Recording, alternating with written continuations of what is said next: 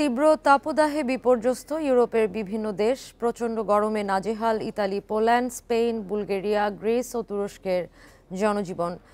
Bundle থাকলে প্রতি সেনমানিতে টাকা বাঁচবে। বিকাশ সেনমানি বান্ডেল কিনে জিতুন প্রতি লেনদেনে। জার্মানি, তুরস্ক, গ্রিসের বিভিন্ন এলাকায় ছড়িয়ে পড়েছে দাবানল। এলাকাগুলো থেকে কয়েক হাজার বাসিন্দাকে নিরাপদ আশ্রয়ে সরিয়ে নেওয়া হয়েছে।